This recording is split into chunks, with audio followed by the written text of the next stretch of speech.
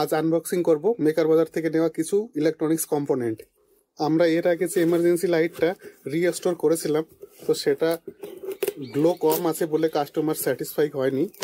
তো কাস্টমার বলেছে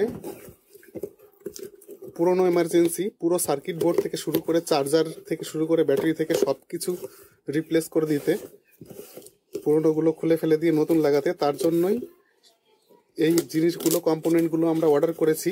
তো কম্পোনেন্টগুলো কেমন এসেছে সেটাই আজকে আপনাদের সঙ্গে শেয়ার করব। এগুলো হচ্ছে 11.1 ভোল্ট থেকে 12 ভোল্টের এলইডি লাইটের স্ট্রিপ। এটা হাই পাওয়ার এলইডি লাইট, কিন্তু এটা 7 ইঞ্চি লম্বা রয়েছে।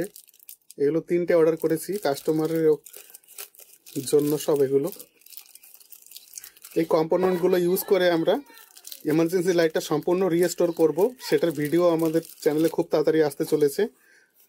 তো চ্যানেলটিকে সাবস্ক্রাইব করবেন যাতে আপনার ভিডিওগুলো মিস না হয়। ব্যাটারি চার্জ করার জন্য ট্রান্সফরমার অর্ডার করা হয়েছে। এগুলো 12012 রয়েছে, 1 অ্যাম্পিয়ার আউটপুট এটার। এই যে 12012 রয়েছে, এটা দিয়ে আমরা চার্জার বানাবো।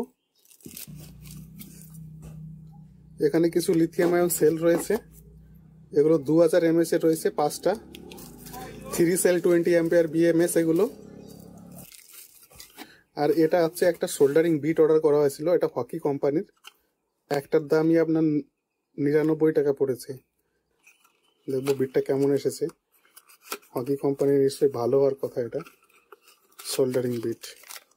এই ছিল আজকে আমাদের আনবক্সিং ভিডিও। দেখা হচ্ছে নেক্সট ভিডিওতে, ততক্ষণ জন্য টাটা।